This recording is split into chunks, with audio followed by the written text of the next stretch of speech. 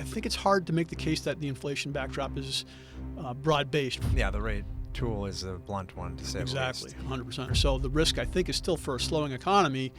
Definitely not a recession backdrop, Right. but slowing. Why do you think the Treasury took that dramatic step?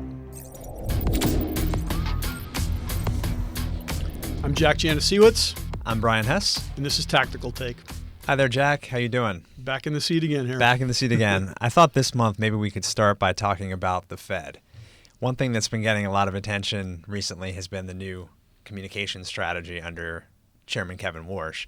So we've got the statements very much streamlined, forward guidance more or less done away with, and it seems like the Fed kind of wants the bond market to price its feelings on where rates should be with as little influence or interference from the Fed as possible, which is a market change from the prior couple of decades. So I'm curious, do you agree with that assessment? And if so, what do you think are the ramifications of this kind of a shift? It gets tricky because I think we've become accustomed to forward guidance and trying to really discern what the Fed is trying to tell us going forward, so we can start to price that in, over the course of time. Whereas if you don't have that forward guidance, you're sort of going to be guessing.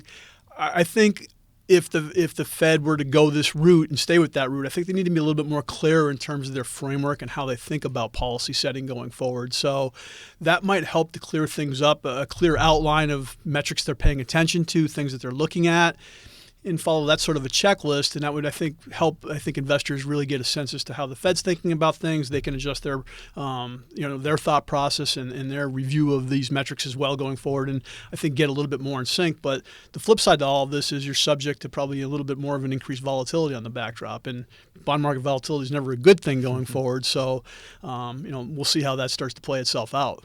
Maybe some of the task forces that are being put together will clarify maybe the framework issues that you're highlighting. Is that possible? Yeah, and I think there's some merit to that. It'll be interesting to hear what comes out, because I think we've seen some commentary from I think it's Mervyn King, who was over at the Bank of England, Yep.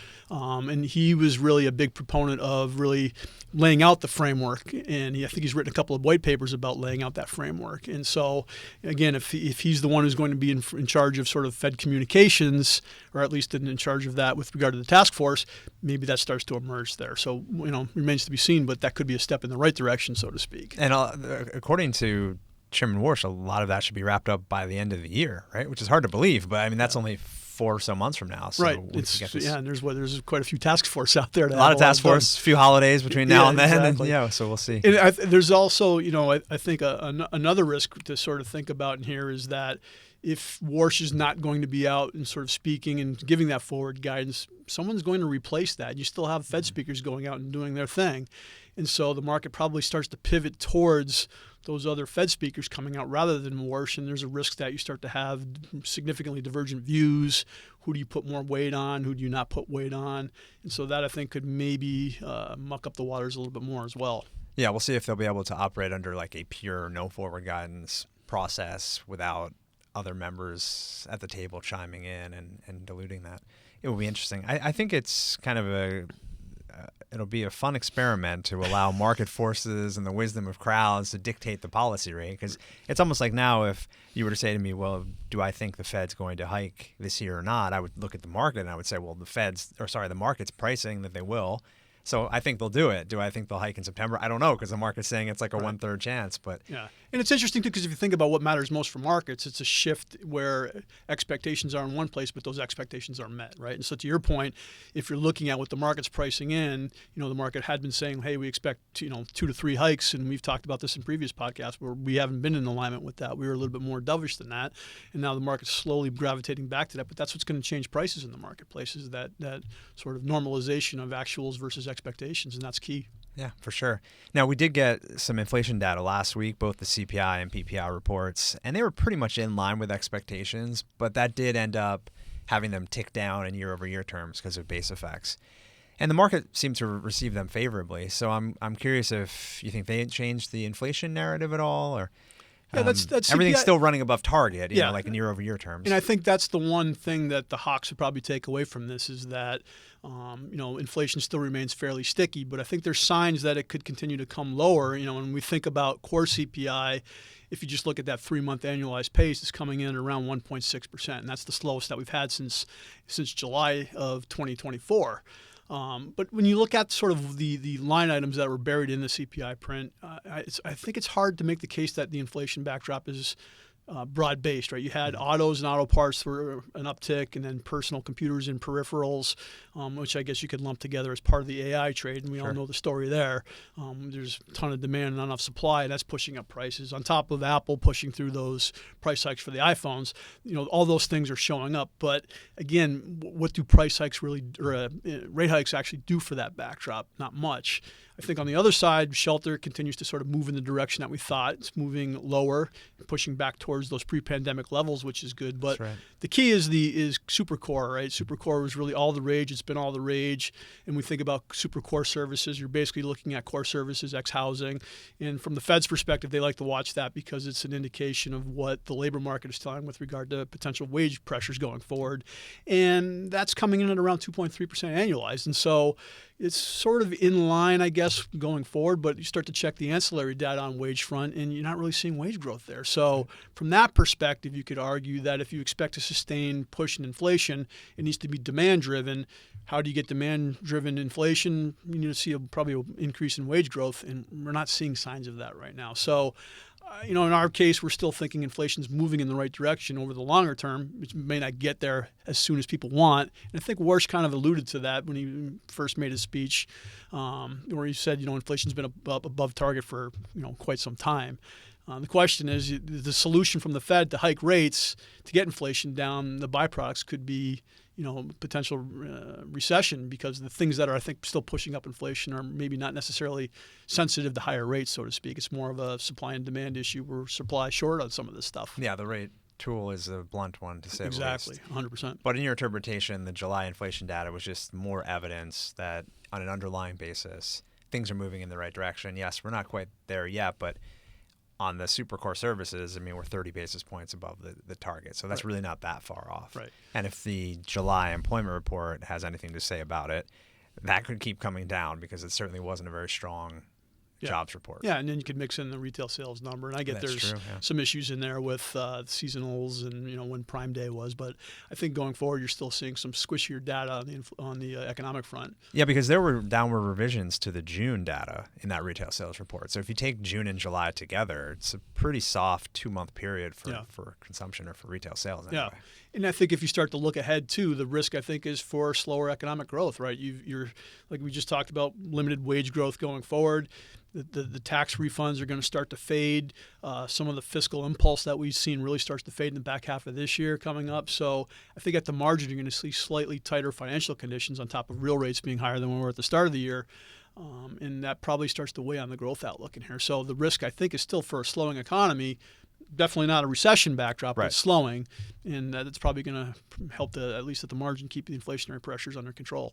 For sure. Okay. And so that's another reason for us to think, okay, maybe the bond market at the front end is a little bit ahead of itself in terms of thinking that this many rates are coming over the next year or by the end of this year. Yeah. And there's a case to be made, if they don't go in September, then you're moving to midterms. It probably means they don't go at all.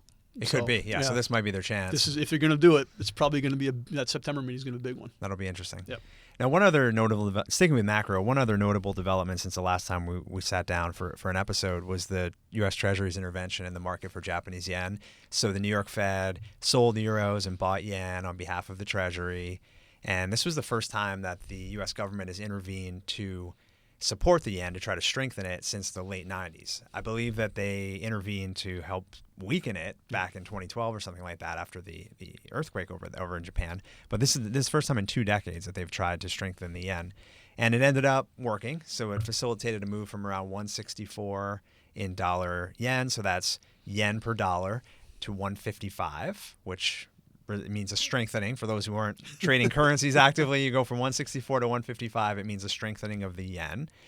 And it was a big move. It caught markets off guard. So I'm curious, why do you think the Treasury took that dramatic step?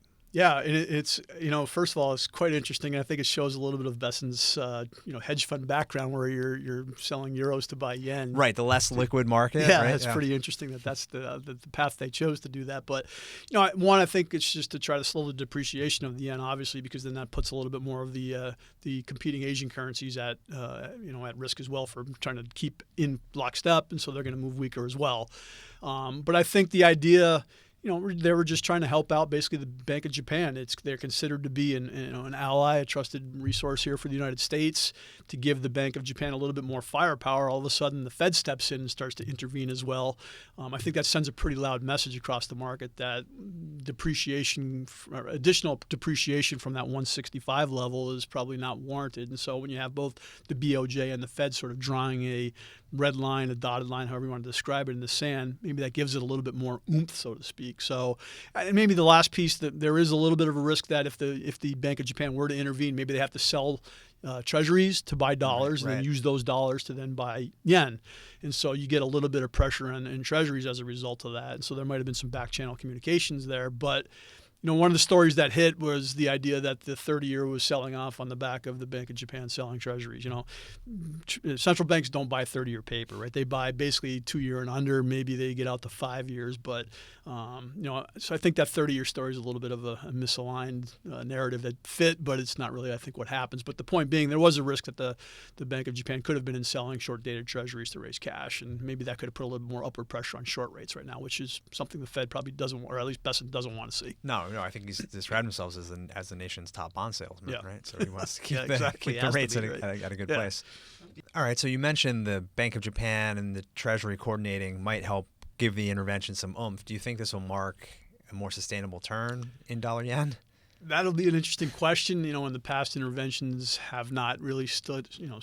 We're back so to 159, by the way. So we've gone 164 to 155. And I think the numbers that I'd seen, 5 to 10 billion in intervention, which is not really a huge number, relatively speaking, in the FX markets. So, I think at the end of the day, the interest rate differential is still going to reign supreme, and I think that's going to continue to put a little bit of pressure on the yen to continue to sort of weaken back to levels. But we'll see when it gets back into that 160, 165 area what traders start to do. Or are they going to try to test the central banks in here and see if they come back in to intervene? So the Bank of Japan meets in mid-September, similar to the Fed.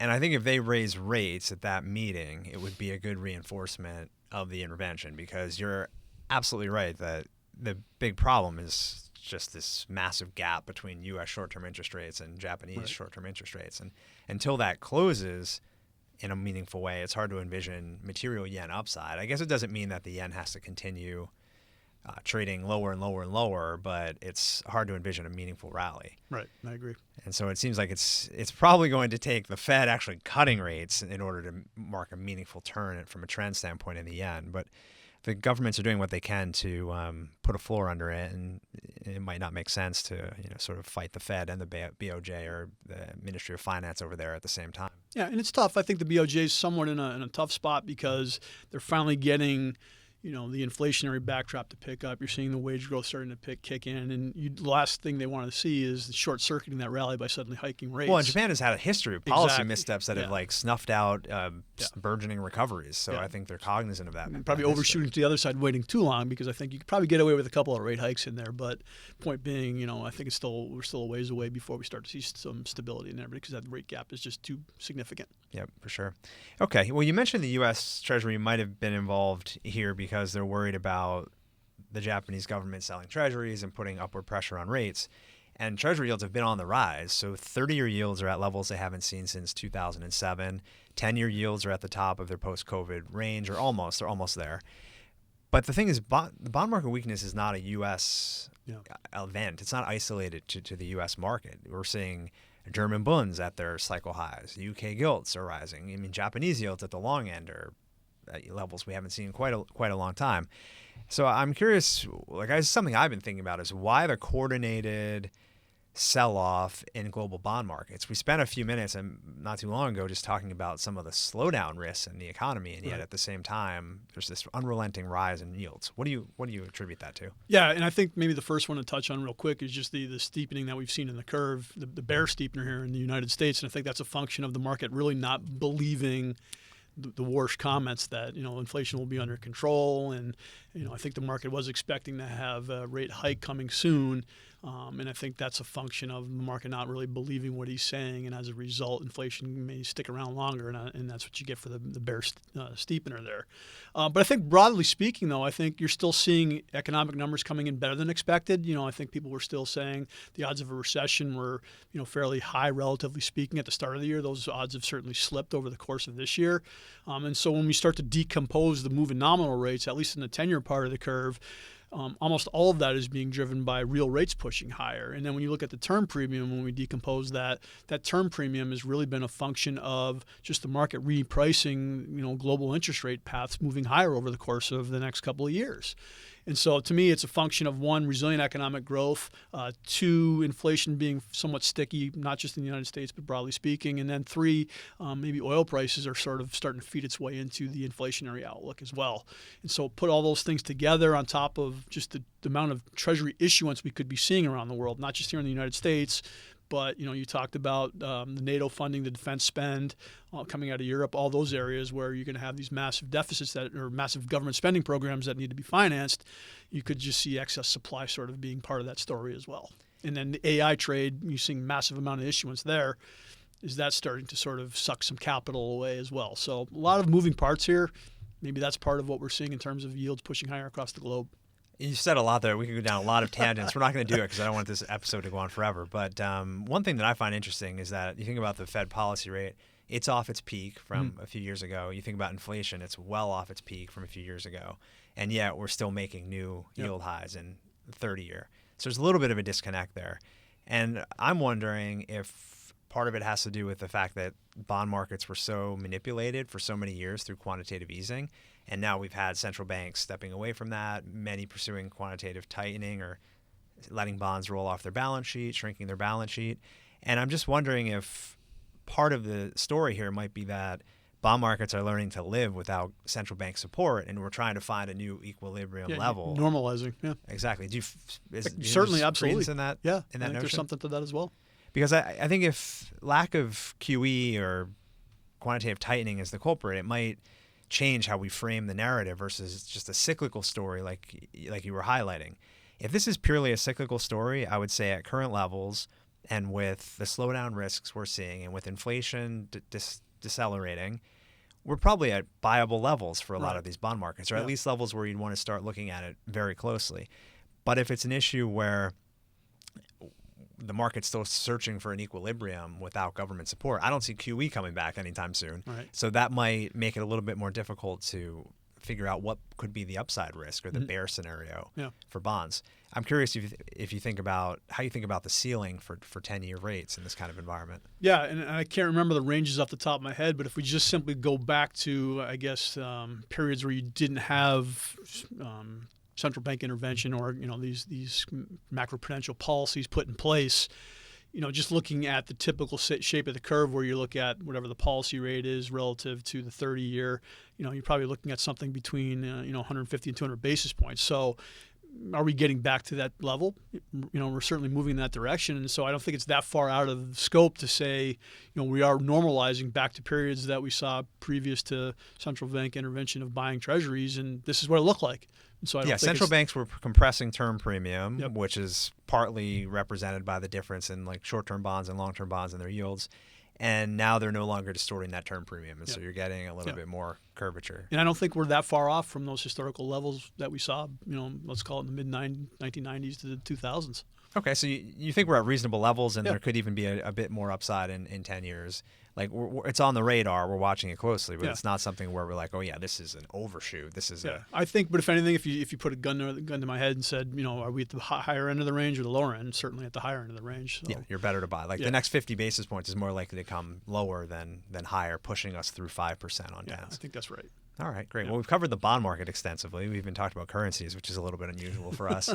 So let's switch gears and hit on stocks.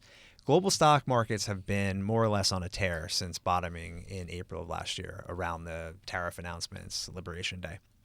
There have been some corrections along the way, and momentum got hit badly in July, which we talked about last month on that episode. But I'm wondering, what might it take to reverse this powerful up move? Yeah. I mean, right now it's literally all about earnings, right? So anything that can sort of filter its way into the earnings backdrop that would significantly dampen them, I think that's the key. So, we've talked about this a bunch. The CapEx backdrop really starts to cool markedly, and you start to see maybe potential the AI story. Revenues just aren't manifesting as sort of the market's hinting to. Potentially, we used to actually get a little bit more of a hawkish Fed, so we get more rate hikes actually do come, maybe even more aggressive than what we've been thinking about. The economic backdrop takes a little bit of a hint if Iran, starts to escalate with regard to the broader Middle East backdrop, and you start to see that through oil prices. And then maybe the last one to point to is just on the consumer front. We sort of talked about this, but there is a potential for the consumer to slow down a little bit in here. And if that slowdown starts to materialize a lot quicker, I think that's going to filter its way through the earnings backdrop too. So I think all of this comes back to earnings. What's the potential risk that we start to see earnings really starting to slow markedly? And I think, it's really the AI trade, it's the CapEx, and then at the margin, the consumer. I'm happy you brought up earnings because that's exactly what I wanted to talk about next. If I'm not mistaken, this year S&P 500 earnings are expected to grow something like 15%. Is that kind of in the ballpark? Yeah, and that's I think taking out the adjustments for these the markups for the investments. That was how I looked at it. Yeah, that's a big component to these 30% plus year-on-year numbers that we were seeing. And that's even better, last year was even better than 2026. So in 2025, earnings were growing even quicker than 15% year over year. I mean, these are unusual levels. I think the long-term average earnings growth is something like 8% for the U.S. stock market. Yeah. And meanwhile, nominal GDP has been expanding at around a 6% year-over-year rate. So what I would like to know is how are these S&P 500 companies able to grow earnings so much faster than nominal GDP growth for several years running now? Yeah, and I think you have to just point to margins, right? Margins are pushing back to all-time highs. We haven't seen these kind of levels, and I think we're talking about, on average, something north of 15%. And obviously, if you get into the sector basis, it's even more significant for things like tech. But that bottom line, that operation leverage, those multiple turns we're seeing, I think are a function of the margin backdrop, which is a function of doing more with less, right? You're cutting costs, you're still being able to pull that top line revenue through. And maybe we start to see even more productivity gains start to manifest on the AI front, and maybe those margins continue to even get better. So I guess pricing power is part of the story here. It's the fact that there's supply-demand imbalances in some of these tech areas, and that's allowing margins to widen dramatically. Yeah. And then I guess the composition of the index has helped as well. As you become more AI heavy, more tech heavy, you're looking at companies with naturally better margins. Yeah, and there was a story out I was reading last week. It was interesting, and I can't remember who wrote it, but they were going through the earnings transcripts, and those companies that mentioned specifically AI and could quantify the gains from the AI that they're using, their performance on the stock front and the earnings front were significantly better than the broader market. So we are seeing signs that if you can demonstrate productivity gains from AI, and those are flowing right to the bottom line, quantify it, the market's rewarding you. And not only will the market reward you, but this article also gives hope that there will be a payback for all the AI investment, that we are likely to see a more sustainable margin expansion. Exactly. Jack, when we talk about the earnings growth being so rapid recently, do you think there's a lot of leverage behind it, or is there a lot of debt growth, just to put it in layman's terms, building up to support this earnings growth? Do we have to worry about like an eventual Minsky moment where this reverses on us and we get the mean reversion from 15-20% earnings growth back to something below the long-term average? Yeah, I think we are seeing leverage tick up, but I think where you're seeing the bulk of the tick up is really coming from the CapEx trade, right? All the hyperscalers issuing debt to finance their build-outs, and these are some of the best companies in the world that are probably considered investment grade. So at the margin, you're seeing very, very good balance sheets taking on a little bit more debt. And I've seen some numbers where you look at the basic metrics for the average investment grade company, and you could probably see, I think, another $1 trillion worth of issuance from these kind of companies, and you'd still probably be in line with the median or mean valuation metrics. So I think, yes, we are seeing the leverage ratios tick up, but again, you're looking at some very, very strong balance sheets to begin with, and that just pushes them, I think, closer to the mean, so to speak. And you look at things like coverage ratios; they're still at or slightly above the long-term historical averages. Okay, and that's still pretty good. So it's something we're watching, and there has been certainly movement there, but you do not think that the vast majority of the story here is excessive debt, like in 2006, 7, when we had rapid earnings growth in home builders, for example, that was clearly unsustainably financed by consumer debt. Right. Not the case Yeah, I this think you're time just around. looking at very different balance sheets on the back that are supporting these because the ability to pay. hyperscalers are just so well established, Yeah. and such mega caps. Yep. Okay, and that brings me to my last question for this month, which it's related to what we've been talking about on the stock market side. So for the past few years, small and mid caps have experienced very little earnings growth. Meanwhile, large cap earnings have been surging higher, and there's been nothing going on within small and mid cap stocks. This is why they've been underperforming for many years. But this year, we're finally starting to see an inflection higher in the earnings for these smaller companies. And I'm wondering if we can just highlight what's behind that sudden change, because it's allowed something like small cap value as a little sub-industry, subsector to do really well this year. Right. Yeah, and I know we've always said you need three things for small caps to rally, right? One, cheap valuations. Two, a reacceleration in growth. And then three, rate cuts. And 2 and 3 sort of operate hand in hand. You could say that small caps coming in were fairly cheaply valued, but we're certainly not seeing rate cuts, at least the market pricing in, earlier this year, multiple hikes. Correct, yeah. And growth has been decent, but not sort of reaccelerating to the point where usually you're coming out of a recession, so you're getting a massive upswing in the growth expectations. Those are usually when smalls really do well. So, the typical ingredients aren't there, so it's a little bit of a surprise to that backdrop. And I know the leverage that we see with small caps tends to be pretty significant, so rate cuts are a huge impact because of that sort of falling immediately to the bottom line. You mean that small companies tend to have a lot of debt, Exactly. and so they benefit from lower interest costs. And that flows right to that bottom line because they're so leveraged to that. And so I think this time around, maybe the story is simply it's one, we didn't get that sort of economic slowdown that maybe some people were thinking about, so that's given a little bit of a better backdrop. Maybe you're also seeing the benefits of the CapEx trade flowing through to the mid-cap and small caps, so some of that sort of CapEx spend is really flowing to the bottom line or the top line for revenues for some of these mid and small names. And then the last one is maybe the same thing on the reshoring, onshoring idea that sort of came from a couple of years ago, still working its way through the system, and you're starting to see that manifest as well. So I wish I had a better answer for you because it's a little bit of a different swing that we usually have versus what we're thinking about today. But yeah, certainly a good play. Maybe the last one I should highlight there is that people looking to take advantage of stronger earnings that are not reliant on these investment markups, so to speak. And you're not really going to have small caps being able to invest in all these chip companies and so on and so forth, like you're seeing NVIDIA do, for example. And maybe it's just a cleaner way to sort of take that same exposure. Yes, there's a lot going on potentially. It's some area we could look into because it is interesting how all of a sudden we're seeing strong performance from this component of the market, and it's not necessarily the backdrop we would have expected it in. Yep. Maybe it has to do with the composition of growth changing. We have not seen major acceleration in overall GDP, but certainly where it's coming from has changed a lot with tech investment punching above consumption in some quarters. And so that just might have maybe more of a multiplier effect. Maybe it's policy driven. Maybe it's lagged effects of the One Big Beautiful Bill reaching small companies. But regardless, it's been good for anyone invested there. And the valuations are still compelling if you look at them versus larger cap companies. So it's an area I think we should keep a focus on. All right, well, that's it for this month. Thank you very much, Jack. I think we had a lot to cover there. A lot to cover, lots of interesting questions. Hopefully questions our viewers have also been wondering. And we'll see everyone next time. Awesome. Thanks, Brian. Thank you.